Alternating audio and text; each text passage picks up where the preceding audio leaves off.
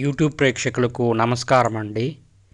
ప్రకృతి సంస్కృతి సంస్కృతం అనే యూట్యూబ్ ఛానల్కి స్వాగతం. ఈ ఛానల్ భారతీయ వైదిక భావజాలానికి మరియు ఆధునిక విజ్ఞాన శాస్త్ర భావజాలానికి వారధిలా నిలుస్తుంది. నేను చేసే వీడియోలు మీకు నచ్చినట్లయితే లైక్ చేయండి, షేర్ చేయండి మరియు జ్ఞానాన్ని విస్తరింపజేయండి. వర్క్ కల్చరల్ వర్క్ అనే ఈ యొక్క ధారావాహికలో మనము వర్క్ అంటే ఏంటి, కల్చర్ అంటే ఏంటి, అది సంస్కృతికి ఏ విధంగా ఆపాదించుకోవాల్సి ఉంటుంది. ఈరోజు మనం కానీ చాలా కార్పొరేట్ కంపెనీలు కానీ మనం కానీ పరిశీలిస్తే అవన్నీ కూడా వర్క్ కల్చర్ అని చెప్పుకుంటూ ఉంటారన్నమాట. అదే కానీ మన సంస్కృతిలో చాలాసార్లు మనం ఈ విషయాన్ని చెప్పుకున్నాం మన ఛానల్లో. కల్చరల్ వర్క్ అనేది మనకి ఇక్కడ కల్చరే వర్క్నే కల్చర్గా మార్చిపారేశారనమాట మన వాళ్ళు. కల్చర్ వేరు, వర్క్ వేరు కాదు. ఇక్కడ యాక్చువల్గా ఉండేదే కల్చరే వర్క్ బేస్డ్ పైన అభివృద్ధి చేశారు.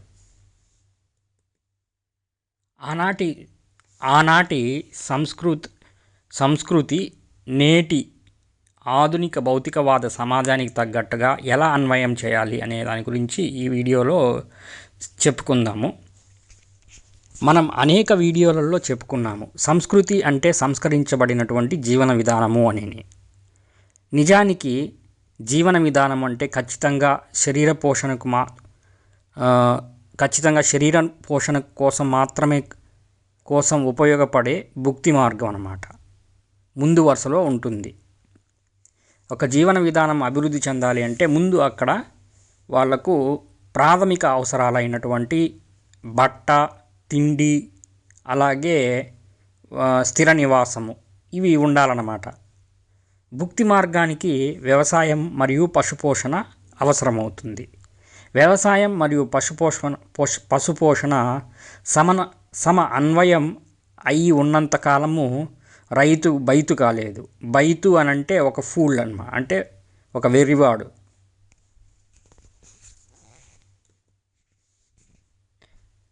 ఇప్పుడు అంటూ ఉంటారు కదా పల్లెటూరు బైతు అని. అది వ్యవసాయం చక్కగా సమర్థవంతంగా చేయటానికి కులవృత్తులు దోహదపడతాయి. వ్యవసాయము చక్కగా సమర్థవంతంగా అటు ప్రకృతికి హాని కలిగించకుండా వ్యవసాయ ఉత్పత్తులు అలాగే ఆర్థిక వృద్ధి చెందేదానికి స్వయం ప్రతిపత్తి ఆర్థిక వృద్ధి చెందేదానికి ఈ కుల వృత్తులు అనేటివి బాగా ఉపయోగపడేవి. ఆ రోజుల్లో ఆరోగ్యం కూడా చెడగొట్టకుండా ఉండేది. అందుకు కుల వృత్తులు అవసరమయ్యాయి. వ్యవసాయం చక్కగా సమర్థవంతంగా అటు ప్రకృతికి ఇటు వ్యవసాయ ఉత్పత్తుల ద్వారా వచ్చే ఫలితాలకు మానవ ఆరోగ్యం కూడా చెడగొట్టకూడదు అంటే ఈ కుల వృత్తులు అనేటివి చాలా దోహదపడతాయి అన్నమాట. అందుకు కుల వృత్తులు అవసరం. రైతు బావి తవ్వాలి అని అంటే వడ్డెర సోదరులు అవసరమయ్యేవాళ్ళు.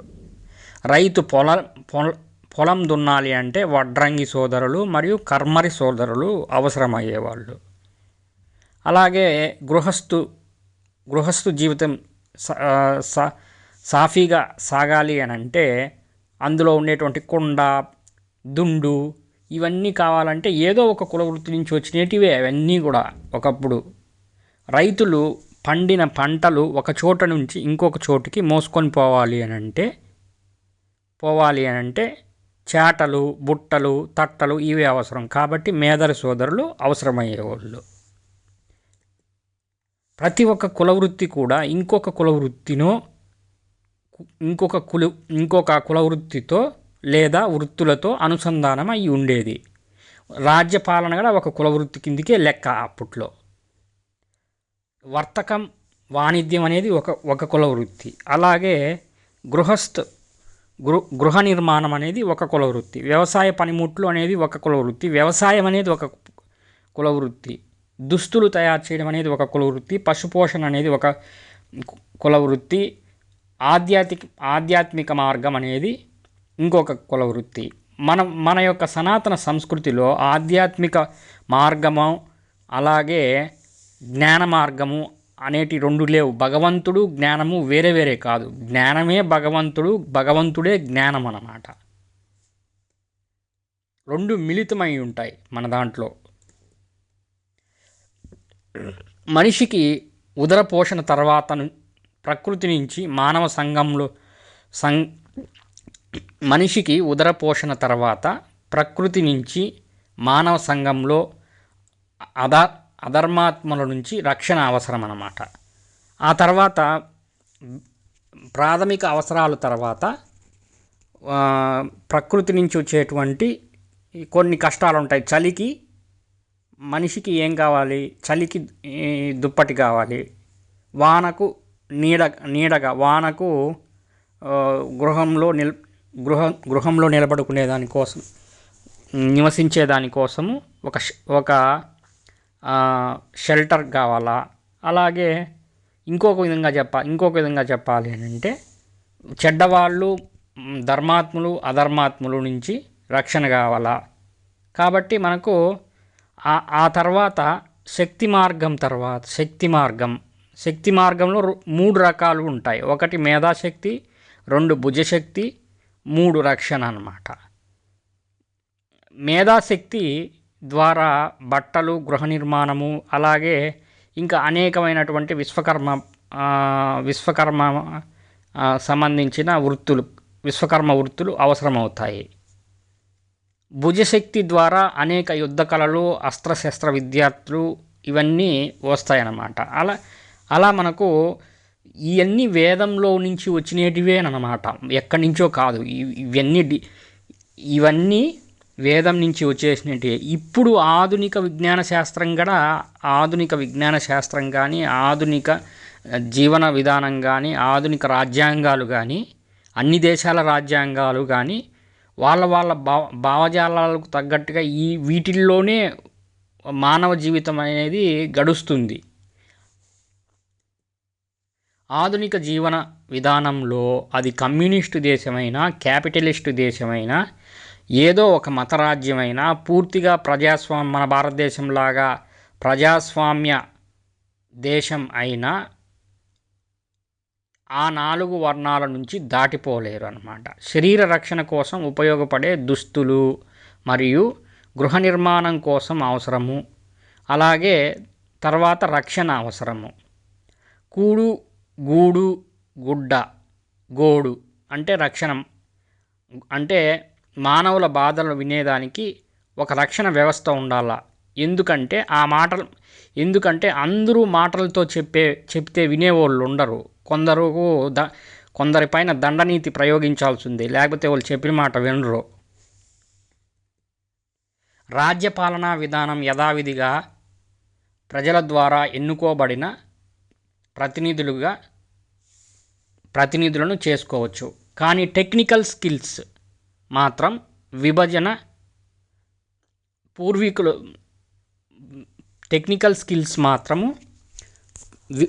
ఏ విధంగా విభజన చేయాలి అని అంటే పూర్వ కుల వృత్తులు ఆధారంగా చేసుకొని చేస్తామన్నమాట. ఈ వీడియో యొక్క ముఖ్య ఉద్దేశం ఏమిటంటే దండనీతి పైన దృష్టి సారించడం లేదు. అలాగే రాజకీయం పైన కూడా మనం దృష్టి సారించము. ఒకవేళ దృష్టి సారించినా కానీ అది ఉత్తమ ఫలితాలే ఇస్తాయి. ఎందుకంటే మన పూర్వీకుల యొక్క ఇప్పుడు ఎవరైతే కొంతమంది రాజవంశాలు, జమీందారీ వంశాలు ఉండారో వాళ్ళని తీసుకొచ్చి మనంగానే అధికారులుగా నియమిస్తే, మన రాజ్యపాలకులుగా నియమిస్తే మన యొక్క పరిపాలనా విభాగం అనేది చాలా వరకు మారిపోతుంది అని నా ప్రగాఢ విశ్వాసము. తర్వాత మన ఒత్తిడి జీవితాల తర్వాత ఇంకా ఈ వీడియో యొక్క ముఖ్య ఉద్దేశం అంటే ఈరోజు ఎవరు బట్టినా మానసిక ఒత్తిడికి గురి అవుతున్నారు. జీవితాల నుంచి, అనవసరమైన కర్మల నుంచి బయటపడడమే ఈ యొక్క వీడియో యొక్క ముఖ్య ఉద్దేశము. ప్రాచీన సంస్కృతిలో కులవృత్తులను ఆధునిక భారతదేశంలోని యంత్ర పరిజ్ఞానంతో అనుసంధానం చేయడం ద్వారా మానవుల మధ్య భుక్తి కోసం ఏర్పడ్డ పోటీ కారణంగా, ముఖ్యంగా అవిద్య కారణంగా, కృత్రిమ అహంకార కారణంగా ద్వేషం తగ్గించి మానసిక ఒత్తిడిని నిర్మూలన చేసే విధంగా ఈ ధారావాహికాన్ని నేను చేస్తున్నానన్నమాట. ఆ ఉద్దేశంతో చూడండి, ఒకసారి ఆలోచించండి. మన వెనకటి తరం వాళ్ళు అన్ని రకాల వర్గాలలో, అన్ని వర్ణాల వాళ్ళల్లో యోగాలు చేయలేదు, కానీ ఆరోగ్యంగా జీవించారు. దానికి కారణం ఏంటంటే ప్రకృతి, సంస్కృతి, సంస్కృతం అన్నమాట. నేను చెప్పినట్టు ఇక యోగా పేరుతో వ్యాపారము, నేను చెప్పినట్టుగా చేస్తే ఇకపై యోగా పేరుతో వ్యాపారము, వ్యక్తిత్వ వికాసం పేరుతో వ్యాపారము వద్దు. ఇష్టం ఉంటే యోగా చేసుకోవచ్చు, యోగా వ్యాయామం చేసుకోవచ్చు, లేకపోతే లేదన్నమాట. కామెడీ ఏమిటంటే ఏసీ రూముల్లో, ఏసీ హాల్లో కూర్చొని పెట్టి యోగా చేపిస్తున్నారంట. నేను ఆ మధ్యన ఒకసారి విన్నాను అన్నమాట. ఏసీ ధ్యాన కేంద్రాలు కూడా వచ్చాయని విని నవ్వి పొట్ట చక్కరయ్యేలా నవ్వుకున్నాను నేను అప్పుడు. ఇప్పుడు లేదా రానున్న 10 సంవత్సరాలలో యోగా వ్యాయామము ద్వారా ఖచ్చితంగా చేసి తీరాలి అనే రోజు వస్తుంది. ప్రతి ఒక్కరూ ఖచ్చితంగా యోగా వ్యాయామం చేసి తీరాలి అనే రోజు వస్తుంది. కానీ యోగా వ్యాయామము అన్ని శరీర తత్వాలకు, కర్మతత్వాలకు సరిపోదది. అదే మన సహజమైనటువంటి ప్రకృతి జీవన విధానము, ప్రకృతితో మేళవించినటువంటి జీవన విధానం ద్వారా మనం సంస్కృతిని అభివృద్ధి చేసుకుంటే మన ఆలోచనలు మారుతాయి, మన దృష్టికోణం మారుతుంది, మన లక్ష్యాలు మారుతాయి, శారీరక మానసిక రుగ్మతల నుంచి బయటపడతాము, అంతా బాగుపడిపోతాయి. ఎందుకంటే ఇవన్నీ కూడా ఒకానొక యోగాసనాలే. ఇప్పుడు మీకు ఈ చిత్రపటంలో చూపిస్తున్నటువంటి ఒక వరి నాటుతున్నారు వాళ్ళు, అది సూర్యరశ్మిలో సహజంగా చేస్తున్నారు. ఒకేసారి కర్మ విధానం చేస్తున్నారు, ఒకేసారి జ్ఞాన విధానం చేస్తున్నాను. అది కూడా ఒకానొక కర్మయోగమే. అలాగే పక్కనే తూర్పు పోస్తున్నారంటే దాన్ని వడ్లను శుద్ధి చేస్తున్నారు. వడ్ల నుంచి చెత్తవే అంటే అట్లా చేతులు పైకెత్తి ఒక గంటల కొద్దీ అట్లా శుద్ధి చేస్తారనమాట అప్పట్లో. ఇప్పుడంటే తూర్పు పోసేదానికి కూడా యంత్రాలు వచ్చి ఉన్నాయి. మానవ సంఘం లేదా మానవ సమూహంలో ఏ విధమైన మార్పులు తీసుకొని రావాలన్నా రాజ్యపాలనా యంత్రాంగంలో మార్పులు తీసుకొని రావాలా. 1000 మంది మనుషులు మార్చడం కంటే ఒక్క రాజు యొక్క, ఒక పరిపాలన యొక్క దృష్టికోణం మారిస్తే ఆ నిర్దిష్ట పరిపాలకుడు ఏ ప్రాంతంలో పరిపాలిస్తున్నారో ఆ ప్రాంతంలో ఉండేటువంటి ప్రజల మీద అందరిపైన ఆ ప్రభావం చూపుతుంది. ఇది మనం చాలాసార్లు గమనించాము. మన పరిపాలకులు ఏ విధమైనటువంటి భావజాలంతో ఉంటారో అదే విధమైనటువంటి భావజాలం ప్రజల్లో కూడా వ్యాప్తి చెందుతుంది. ఉదాహరణకు అశోకుడు బౌద్ధ మతాన్ని వ్యాప్తి చేశాడు, ప్రజలందరూ బౌద్ధులుగా అయిపోయినారు. అలాగే మన ఆధునిక సమాజంలో నెహ్రూ గారు వచ్చి కమ్యూనిజంకు బాగా ఆకర్షితులై ఆధునిక జీవనశైలిని, పాశ్చాత్య జీవనశైలిని అవలంబించారు. ప్రజలందరూ అందులోకి వచ్చేసారన్నమాట. ఇట్లా జరుగుతుంది అంటే. అలాగే మన ఇప్పుడు ప్రస్తుత ఆంధ్రప్రదేశ్ ముఖ్యమంత్రి కూడా ఐటీ అని అన్నాడు. ప్రజలందరూ ఐటీకి వచ్చేసారనమాట. అంటే 1000 మంది లక్షల మంది ప్రజలను మార్చడం కంటే ఒక పరిపాలకుడి యొక్క మనసును మార్చేసామంటే ఆ ప్రాంతంలో ఉండేటువంటి ప్రజల యొక్క దృష్టికోణము మార్చేసినట్టు.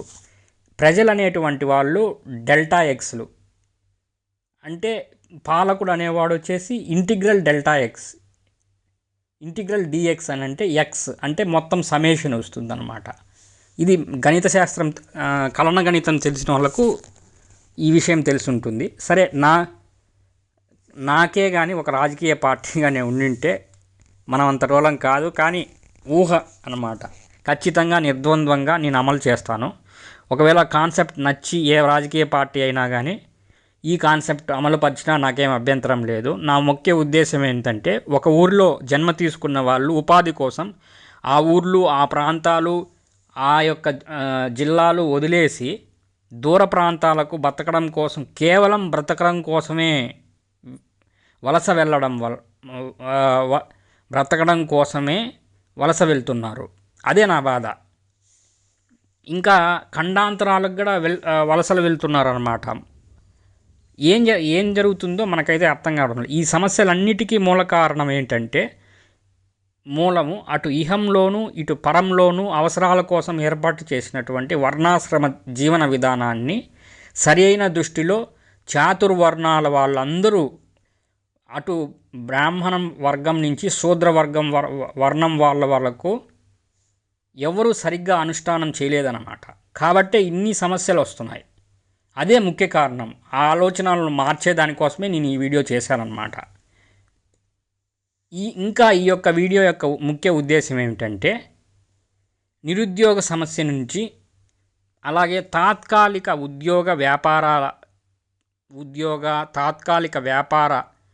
తాత్కాలిక పరిజ్ఞాన జీవన విధానం నుంచి బయట పడవేయడమే అన్నమాట.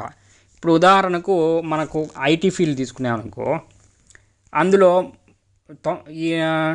2010 నుంచి 2020 వరకు ఉండే టెక్నాలజీస్ వేరు, 2020 నుంచి 2025 వరకు ఉండే టెక్నాలజీస్ వేరు, అంతకుముందు ఉన్నటువంటి కోబాలు, పోట్రాను, పాస్కల్, లోగో ఇవన్నీ వేరన్నమాట. అంటే ప్రతిసారి అప్డేట్ అవ్వాల్సిందే మనిషి. లేకపోతే వాడు డబ్బు సంపాదించేదానికి కానీ, వాడు గృహస్థు జీవితాన్ని సరిగ్గా గడిపేదానికి కానీ ఏమీ ఉండదన్నమాట. అందరము భారతీయులమే, కానీ వాళ్ళందరూ పుట్టిన ప్రాంతాలలో ఉండకుండా ఎక్కడికో ఎందుకు వలసపోతున్నారు అంటే, వలసలు పోవాలి. దాని ద్వారా రాష్ట్రాల మధ్య, భాషల మధ్య విభేదాలు వస్తున్నాయి. ఉదాహరణకు చాలా వరకు జరుగుతున్నాయి. ఎన్ని కారణం? వర్ణాశ్రమ జీవన విధానం పైన సరైన అవగాహన లేకుండా మన భవిష్యత్తును నిర్ణయించారన్నమాట. ఈ భారత సంస్కృతిని రక్షించాలి అంటే ఖచ్చితంగా మనిషి పుట్టిన ఊర్లలోనో లేదా ఆ చుట్టుపక్కల ప్రాంతాలలోనే ఉండాలన్నమాట. ఆ చుట్టుపక్కల ఉండేటువంటి 2-3 జిల్లాలలో, 2-3 జిల్లాలు అంటే జనపదాలు అన్నమాట సంస్కృతంలో. ఆ జనపదాలలో సంచరించి అక్కడే వారి యొక్క భుక్తిని, వారి యొక్క రక్తిని, వారి యొక్క ముక్తిని, వారి యొక్క విరక్తిని అన్నీ ఆ ప్రాంతంలోనే ఏర్పాటు చేసే విధంగా భారత ప్రభుత్వం చర్యలు తీసుకోవాలి భవిష్యత్తు. లేకపోతే ఈ సంస్కృతి అనేది ఎక్కువసేపు ఇంకా స్థిరంగా ఉండేదానికి ఎక్కువ అవకాశం లేదన్నమాట. అలాగే మనం ఈ చిత్రపటంలో చూస్తే ఈ యొక్క వీడియోని నేను శ్రీరాముల వారిని ఆదర్శంగా తీసుకొని చేశానన్నమాట. ఆయన రామాయణంలో రావణుని సంహరించి ఆ యొక్క లంకా నగరం యొక్క అందాలను అన్నీ చూసి విభీషణుడు మీరు ఇక్కడే ఉండిపోండి అని చెప్తారనమాట. లేదు మాకు జననీ జన్మభూమిత్య అని అనంటే ఈ జననీ జన్మభూమి మాకు ముఖ్యము, కాబట్టి మేము ఇక్కడి నుంచి వెళ్ళము, ఇక్కడి నుంచి మేము వెళ్ళిపోతాము, మాకంటూ ఒక రాజ్యం ఉంది, మీ అంత గొప్పగా మా రాజ్యం లేకపోయి ఉండొచ్చు, కానీ ప్రతి ఒక్క మానవుడు వాళ్ళ సొంత ఊర్లలో, పుట్టిన ఊర్లలో ఉండాలి అనే సత్యాన్ని శ్రీరామచంద్రుడు వారు మనకు నిరూపించారు. అప్పుడప్పుడు మనం హిందువులుగా జై శ్రీరామ్ అంటాము. ఇటువంటి విషయాలు మనం దృష్టి పెట్టుకోవాలన్నమాట. జై శ్రీరామ్ అని ఊరికినే అరడం కాదు. అలాగే స్వయం అభివృద్ధి ఆధారిత గ్రామాలను, నగరాలను పెంచేలాగా మానవులు అన్ని రంగాలలో భుక్తి మార్గము, విద్యా మార్గము, వైద్య మార్గములో కూడా ఆర్భాటాలు, అతిహంగులు, మెహర్బానీలు తగ్గాలి అనే ఉద్దేశంతో కూడా ఈ వీడియోను చేశానన్నమాట. అరబ్ దేశాలలో మన యొక్క లేబర్ ఫోర్స్ను ఏ విధంగా చూస్తున్నారు? మన వాళ్ళు అంతా అరబ్ దేశాలకు ముఖ్యంగా కొన్ని ప్రాంతాలలో అరబ్ దేశాలకు కేరళలో నుంచి కానీ చాలా వరకు మన ఆంధ్రప్రదేశ్లో కానీ తెలంగాణలో కొన్ని ప్రాంతాలలో కానీ మా అరబ్ దేశాలకు వలస వెళ్తున్నారు. ముఖ్యంగా మానవుల్లో సుఖం మరియు శాంతి లేవు. సుఖం మరియు శాంతి ఉన్నప్పుడే ఆధ్యాత్మికమైనటువంటి ఆలోచనల గురించి ఆధ్యాత్మిక సుఖము మరియు శాంతి ఉన్నప్పుడే మనిషి ఆధ్యాత్మికత గురించి సావధానంగా ఆలోచించి విచారించగలుగుతాడు. యుక్తి ఉన్న యువకులు ఏమో గ్రామాలలోంచి వలస వెళ్ళి పెద్ద పెద్ద నగరాలలో సెటిల్ అయ్యే విధంగా ఎక్కడికక్కడ విదేశీ కంపెనీలు తీసుకొచ్చి పెడుతున్నారన్నమాట. గ్రామాలలో ఎక్కడెక్కడి నుంచో వచ్చిన వాళ్ళు స్థిరపడుతున్నారు. వాళ్ళేమో విదేశీ వ్యక్తులు అయ్యి ఉండవచ్చు. వాళ్ళు చూసేదానికి వాళ్ళేమో ఉత్తరాది వాళ్ళలాగా అనిపిస్తారు. కానీ వాళ్ళు నిజంగా ఉత్తరాది వాళ్ళ అంటే అది గ్యారంటీ లేదు, నమ్మకం లేదు. వాళ్ళు ఉత్తరాది వాళ్ళు అయి ఉండకపోవచ్చు. వాళ్ళు ఇక్కడికి వచ్చి స్థానిక ప్రాంతాలలో చూసి వాళ్ళు బలపడుతున్నారు. మరి అయ్యయ్యో స్థిరపడుతూ ఉంటే అయ్యయ్యో నా దేశము నా ధర్మము అనుకుంటే అన్ని గగ్గోలు పెడుతుంటే అది ఎంతవరకు న్యాయం? అది అలాగే మన గ్రామీణ ప్రాంతాలలో ఉన్న ధనికులు కూడా వాళ్ళ వద్ద పనిచేసేటువంటి వాళ్ళను విసిగించకూడదన్నమాట. వాళ్ళకంటూ డిగ్నిటీ ఆఫ్ లేబర్ అనేది ఇవ్వాలా. అలాగే గ్రామీణ ప్రాంతంలో ఉండేటువంటి శ్రామిక వర్గం ప్రజలు కూడా వాళ్ళ యొక్క యజమాని పట్ల విధేయతగా ఉండాలి. ఇంతకుముందు రోజుల్లో అలానే ఉండింది. ఒక లేబర్ ఫోర్స్ అనేవాళ్ళు వాళ్ళ యజమానిని గౌరవించేవాళ్ళు. అలాగే వాళ్ళు యజమానులు వచ్చేసి లేబర్ ఫోర్స్ను కూడా వారి యొక్క అవసరాలకు తగ్గట్టుగా మార్చుకునేవాళ్ళు అన్నమాట. ఎప్పటికైనా విదేశాల నుంచి వచ్చినటువంటి లేబర్ ఫోర్సు మన దేశాన్ని ధర్మాన్ని నాశనం చేయడానికే వాళ్ళు ఇక్కడికి వస్తున్నారు. వాళ్ళ యొక్క ముఖ్య ఉద్దేశమే అది. వాళ్ళ యొక్క ముఖ్య ఉద్దేశము జీవనోపాధి కోసం కాదు. వాళ్ళకుండే మేధస్సుతో వాళ్ళ దేశంలోనే వాళ్ళు బాగుపరుచుకోవచ్చు. కానీ వాళ్ళ ముఖ్య ఉద్దేశం ఏంటంటే ఇక్కడ ఉండేటువంటి ధర్మాన్ని నాశనం చేసి ఇక్కడ ఉండేటువంటి నాశనం చేయాలనే ఉద్దేశంతోనే వాళ్ళు ఇక్కడికి వస్తున్నారు.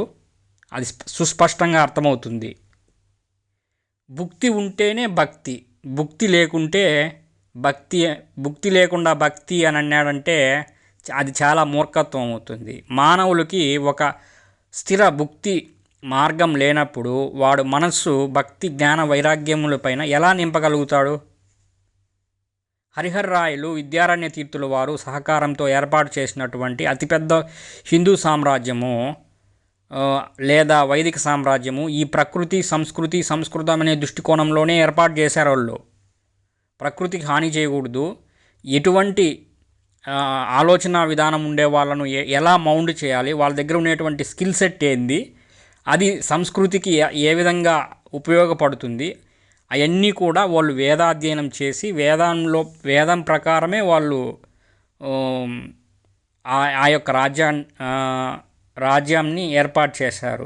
ఒక విజయనగర సామ్రాజ్యమే కాదు, ఇది మొదలైంది వ్యాస మహర్షి మరియు శ్రీకృష్ణ భగవాన్ వారితో అన్నమాట. వేదంలో ఉండేటువంటి అనేకమైన తత్వాలను కులవృత్తులుగా మార్చారు శ్రీకృష్ణ భగవానుడు అంటే చాలామంది భగవద్గీత ఇవి, అలాగే గోపికలు, వెన్న దొంగ, చిలిపి చేష్టాలు ఇవి మాత్రమే కాదు. శ్రీకృష్ణ భగవానుడు ఎప్పుడైతే ఆయన ధర్మరాజుకి రాజ్యపాలన అప్పగించాడో కురుక్షేత్ర యుద్ధం అనంతరము దేశంలో ఉండేటువంటి అనేకమైనటువంటి వేదాంత తత్వాలను కులవృత్తులుగా మార్చారు. ప్రతి ఒక్కరికి ఉద్యోగ అవకాశాలు కల్పించాడు. అప్పటి జనాభా ప్రకారము ప్రతి ఒక్కరికి అలాగే ప్రతి ఒక్కరికి ఎంతో తత్వజ్ఞానము అందించి ఈ దేశంలో పుట్టినటువంటి వాడు ఎవడు అన్నానికి కానీ మోక్షానికి కానీ కరువు లేకుండా ఉండాలి అనే ఉద్దేశంతో వాళ్ళు ఒక జీవన విధానాన్ని, ఒక నాలెడ్జ్ సిస్టమ్ని ఏర్పాటు చేస్తే ఈరోజు ఇష్టం వచ్చినట్టు దాన్ని వాడుకొని దాన్ని విరగ్గొట్టి కష్టాలు వస్తాయి అంటే రావా? శ్రీకృష్ణ భగవానుడు మొదలుకొని చాణుక్యుడు, రాజపుత్ర రాజులు మొదలుకొని పల్లవ రాజులు, చాళుక్యులు, శాతవాహనులు, చోళులు, కాకతీయ రాజులు, విజయనగర రాజులు, మరాఠా రాజులు ఏర్పాటు చేసినటువంటి గ్రామీణ స్వయం ఉపాధి అవకాశాలు ఎంతకాలం పనిచేశాయో తెలుసా మీకు? దాదాపు 6000 సంవత్సరాలు. అన్ని రకాల దాడులు తట్టుకొని కూడా 6000 సంవత్సరాల పాటు అవి నిలిచాయి. ఎందుకంటే అందులో ఉండేటువంటి సత్యం ఉంది. వాటిల్లో సత్యం ఉన్న చోటే ఎక్కడైనా కానీ వృద్ధి చెందుతుంది. ఈరోజు పాశ్చాత్యులు ఎందుకు వాళ్ళ వృద్ధి చెందారంటే మనకంటే వాళ్ళు కేవలం సత్యశోధన చేయడం మొదలుపెట్టారు, సైంటిఫిక్ అనాలసిస్ చేయడం మొదలుపెట్టారు. కాబట్టే వాళ్ళు మనకంటే వృద్ధి సాధించారు. Use the skills within a territory, don't kill the terrestrial harmony. అంటే ఒకానొక భూభాగంలో ఉండేటువంటి నైపుణ్యాలను భూభాగంలోనే ఉండేటువంటి వాళ్ళ కోసమే ఉపయోగించుకోవాలన్నమాట. అలాగే అక్కడ ఇంకా ఓవర్ఫ్లో అయితే వేరే వాళ్ళకి కూడా నాలెడ్జ్ ట్రాన్స్ఫర్ చేసి ఆ స్కిల్ సెట్ని అక్కడ మార్చుకోవచ్చు. ఎందుకంటే మనది వసుదైక కుటుంబం, ప్రతి ఒక్కరూ మానవులే అన్నమాట. ఇంకొకటిది భుక్తి ఉంటేనే భక్తి, భుక్తి ఉంటేనే భక్తి. భుక్తి లేకుండా భక్తి అని అంటే మూర్ఖత్వం అవుతుంది. అది ఆదిశంకర భగవత్పాదులు వారు అవతారం ఎత్తినప్పుడు మొట్టమొదటిసారిగా సౌందర్యలహరి చెప్పలేదు, శివానందలహరి చెప్పలేదు, ఆత్మబోధ చేయలేదు, భజగోవిందం చెప్పలేదు. అలాగే భగవద్గీత, బ్రహ్మసూత్ర భాష్యాలు, ఉపనిషత్తు భాష్యాలు ఊసే లేదన్నమాట. మానవుల బలహీనతను అర్థం చేసుకొని ఆయన యొక్క అవతార ప్రణాళికలో మొట్టమొదటిగా మానవులకు ఉండేటువంటి బలహీనతలైనటువంటి ఆకలి దప్పులు, పరువు అనేటువంటి మానవుల బలహీనతలను వృద్ధి చేసేదానికోసం లక్ష్మీదేవి యొక్క స్తోత్రం ఇచ్చారన్నమాట. లక్ష్మీదేవి యొక్క కృప ఉంటేనే తర్వాత ఏదైనా ఈ భూలోకంలో అన్నమాట. లక్ష్మీదేవి అంటే కేవలం ధనం మాత్రమే కాదు, సంతానం ఒక లక్ష్మీదేవి, భూభాగం ఒక లక్ష్మీదేవి, గోవు అనేది ఒక లక్ష్మీదేవి, ఇంకా అనేకమైనటువంటి రెన్యూవల్ ఎనర్జీ అన్నమాట. ప్రకృతికి హాని కానటువంటి రెన్యూవల్ ఎనర్జీ. ఉదాహరణకు ఒక ఖనిజాన్ని ఈరోజు తవ్వేసినామనుకో, అది రెన్యూ కాదు, అది కొన్ని 100 సంవత్సరాలు తవ్వితే రెన్యూ కాదు. అటువంటి దాన్ని సంపదను అనరు. ఆ మినరల్స్ అన్నీ ఈ భూమిపైన ఉండేటువంటి ప్రకృతి స్థిరంగా ఉండేదానికోసం ఆదిమ కాలంలో కొంతమంది తపస్సు చేసి వాటిని సృష్టించి పెట్టారన్నమాట దేవతలు. దాన్ని మీరు ఆ డబ్బుల కోసం తవ్విపారేస్తే ఇంక భూకంపాలు, ఈ వరదలు, వాతావరణంలో సమతుల్యతం ఎన్ని వస్తాయి అని అంటే ఎందుకు రావు? చూడండి, మన సనాతన దార్శనికులు సంపదలకు ఎంత ప్రాధాన్యత ఇచ్చారో, ఎక్కడికెక్కడ ఆ స్థానికులు బలపడితేనే దేశం బలంగా మారుతుంది, ధర్మం కూడా బలంగా మారుతుంది. స్థానికులే లేకపోతే ఎవరెవరో వచ్చి ఆ స్థానిక ప్రాంతాలలో స్థిరపడి స్థానికేతరులుగా మారిపోతున్నారు. ఏందిరా బాబు మాకు ఈ బాధ అని ఈ యువత అనుకుంటున్నారు. చిన్నప్పుడేమో బాగా చదివి గొప్పవాడు కావాలని బెత్తంతో కొట్టి మరీ చెప్తారు, ఉదరగొట్టి చెప్తారు, మక్కి బట్టి కొట్టి చదివిస్తారు. తీరా చదివిన చదువుకు తగిన పని చేస్తామంటే దొరకదు. దొరికినా పని ఉంటుందో లేదో తెలియదు, ఓడతాదో తెలియదు. పని చేసేటప్పుడేమో మళ్ళా పుట్టిన ప్రాంతాలలో నుండి ఉండే అవకాశం లేదు. ఈ జీవన విధానం అంటే integrated with education, business and political administration. ఈ జీవన విధానానికి కారణమైన వాళ్ళల్లో ముఖ్యంగా రాజకీయ నాయకులు, సివిల్ సర్వీస్ వాళ్ళే. వాళ్లకు మనకోడు చెప్పుకున్న కారణం ఏంటంటే వాళ్ళల్లో ఈ భారతీయ దృష్టికోణం ఇప్పుడిప్పుడు వస్తుంది. కానీ ఒకప్పుడు రాజకీయ నాయకుల్లో కానీ అలాగే సివిల్ సర్వెంట్స్లో కానీ అంత భారతీయ దార్శనికత అనేది వాళ్ళలో నుంచి తీసివేయబడ్డాయి అన్నమాట. వాళ్ళంతకు వాళ్ళు ఏం మారలేదు. వాళ్ళకు వాళ్ళ అన్నీ పాశ్చాత్యుల కళ్ళతోనే మనం దర్శిస్తూ వచ్చాము. గత 150 నుంచి 200 సంవత్సరాల కాలంలో పరిశీలన చేస్తే విదేశీ వ్యక్తుల కోసం మనం చాలా మార్చుకున్నాం. వాళ్ళ కోసం మనం ఎన్నో త్యాగాలు చేసాం. ఒకప్పుడు దేశంలో చాలా ప్రాంతంలో సుగంధ ద్రవ్యాలైనటువంటి మిరియాలు, దాల్చిన చెక్క, లవంగము, పసుపు, కుంకుమ పువ్వు లాంటివి పండించేవాళ్ళు. కేవలము కేరళ మరియు కాశ్మీర దేశంలోనే కాదు అన్నమాట. చాలా కొండవాళ్ళు ప్రాంతాలలో పండించేవాళ్ళు. అవి ఇప్పుడు ఎందుకు నాశనమైనాయంటే అక్కడ ప్రకృతి అంతా చెడిపోయింది కాబట్టి ఇక్కడ పండడం లేదు. విదేశీ వ్యాపారస్తులకు ఏం కావాలో తదనుగుణంగా భారతదేశంలో పంటలు పండించే రైతులు మొదలుకొని పండించే విధానం అనేది తయారైందనమాట. రైతులు మొదలుకొని రాజ్యపాలన చేసే వాళ్ళ వరకు మనదైన విధానాలను మనదైన దృష్టికోణంలో ఆలోచనలు చేసే వాళ్ళ కోసం అన్నీ మార్చేసుకున్నారు. ఒకప్పుడు మన దేశంలో టీ, కాఫీ, కోకో లాంటివి పండించే వాళ్ళం కాదు. ఇప్పుడు మనం పండించాల్సి వస్తుంది అన్నమాట. ఒకప్పుడు అందరూ చదవాలి అని నియమం లేదు. ఇప్పుడు అందరూ ఖచ్చితంగా చదవాలి. అందరూ ఒకే చదువు చదవాలి. మళ్ళీ అందులోని పోటీతో కొట్లాడుకొని అల్లాడాలన్నమాట. ప్రతి ఒక్క అసలు ఎందుకు చదవాలి? విదేశీ లేదా మరియు స్వదేశీ కార్పొరేట్ ఎందుకు చదవాలి అంటే విదేశీ స్వదేశీ కార్పొరేట్ కంపెనీలకు బానిసలుగా తయారు కావడం అన్నమాట. What is called over dependency. ప్రతి మనిషి ఇంకొక మనిషి పైన ఖచ్చితంగా ఆధారపడాల్సిందే. కానీ ఇంతగా ఆధారపడాల్సిన అవసరం లేదు. ఎందుకంటే ఎందుకు ఆధారపడుతున్నామంటే ముఖ్యంగా ఈ యొక్క కుల వృత్తులు అనేటివి మనం పోగొట్టుకున్నాము. ఎక్కడికక్కడ ప్రతి ప్రాంతంలోనూ వాళ్ళ స్కిల్స్ మనం కానీ పరిశీలిస్తే దక్షిణ భారతదేశంలో ఉండేటువంటి ఎద్దుల బండ్లు ఒకలాగా ఉంటాయి. ఉత్తర భారతదేశంలో ఉండేటువంటి ఎద్దుల బండ్లు ఇంకొకలాగా ఉంటాయి. అలాగే దక్షిణ భారతదేశంలో ఉండేటువంటి నాగేలి అంటే ప్లవ్ అనేది ఒకలాగా ఉంటుంది. ఉత్తర భారతదేశంలో ఉండేటువంటి ప్లవ్ ఇంకొకలాగా ఉంటుంది. అంటే ఉత్తర భారతదేశంలో అల్లేటువంటి పట్టు అంటే వాళ్ళు నేసేటువంటి పట్టు కానీ వస్త్రం కానీ ఒకలాగా ఉండేది. దక్షిణ భారతదేశంలో ఉండేటువంటి పట్టు అనేది ఇంకొకలాగా ఉండేది. బెంగాల్లో ఉండేది ఇంకొకలాగా ఉండేది. గుజరాత్లో ఉండేది ఇంకొకలాగా ఉండేది బట్ట. కానీ బట్ట బేసిక్ అవసరాలు అంటే ప్రాథమిక అవసరాలకు బట్ట అనేది అందరూ వేసుకునేది బట్టే, కానీ కొంచెం మార్పులు చేర్పులతో ఉండేదన్నమాట. అంతేగాని ఏకంగా ఆ స్కిల్ ఇక్కడికి వచ్చేది కాదు, ఈ స్కిల్ అక్కడికి పోయేది కాదు. అలాగే మనం కానీ ఒరిస్సాలో ఒకలాంటి రాయితో దేవతా విగ్రహాలు చేసేవాళ్ళు. మన దక్షిణ భారతదేశంలో ఒకలాంటి రాయితో దేవతా విగ్రహాలు కానీ కట్టడాలు కానీ చేసేవాళ్ళు. అది వాళ్ళ స్కిల్ సెట్ వాళ్ళ స్థానిక ప్రాంతాలలో తరతరాలుగా వాళ్ళు అభివృద్ధి చేసుకుంటూ వచ్చారు. తర్వాత కొన్ని స్కిల్స్ కనుమరుగైపోయినాయి, మనం చెప్పలేమన్నమాట.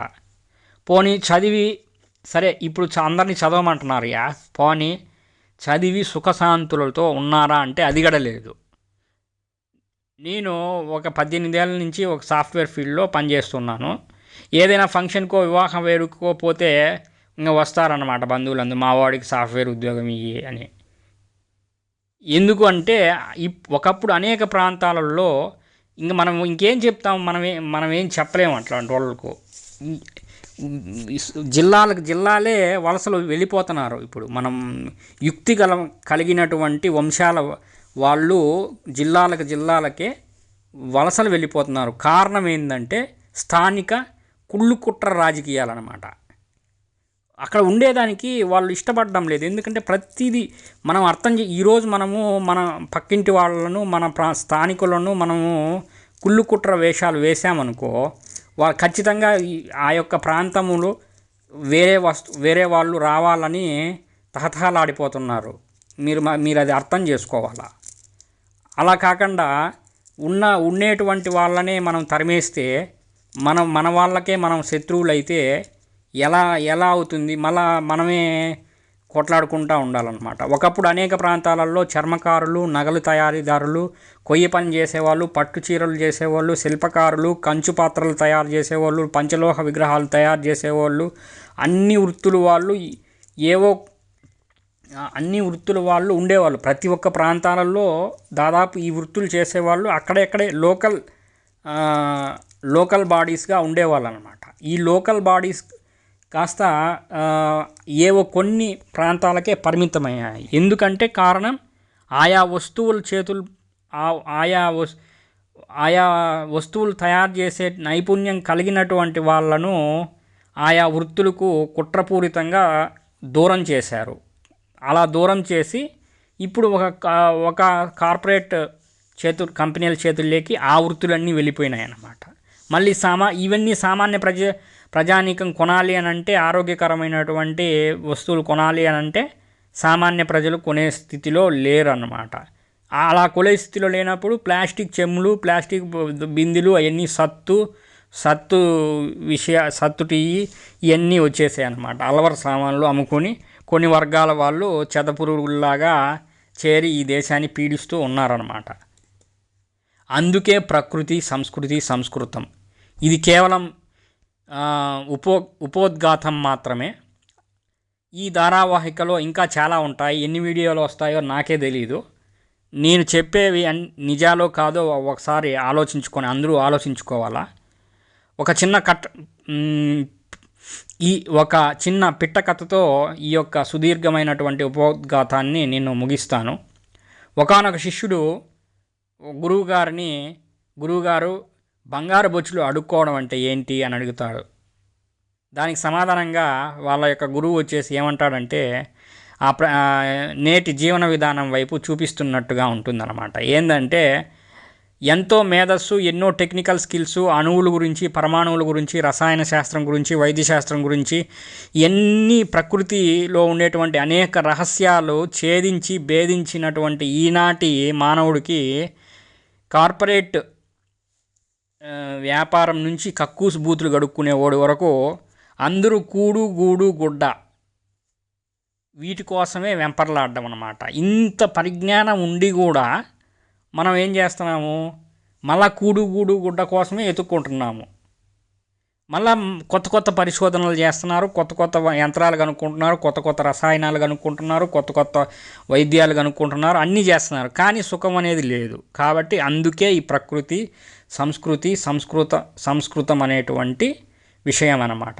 అదేదో దీన్నే బంగారు బొచ్చులు అడుక్కోవడం అంటారంట అని గురువు గారు చెప్తున్నారు. ఆ బొచ్చి ఏదో కాదు, మన పుర్రెలేనమాట. బంగారం లాంటి మేధస్సు ఉండేటువంటి పుర్రెలు మనకు ఈ యొక్క సమయంలో గత 200 సంవత్సరాల నుంచి మనకు వచ్చాయి. కానీ మనము ఆ బంగారు బొచ్చెలను ఉపయోగించి అడుక్కుంటున్నాం. మళ్ళా ఇంకా ఇక నుంచైనా ఒకరినొకరు అర్థం చేసుకొని భారతదేశానికి సంపూర్ణ స్వాతంత్రం లభించే దిశగా ప్రయాణం చేద్దాము. ఇంతటితో ఈ వీడియో సమాప్తము.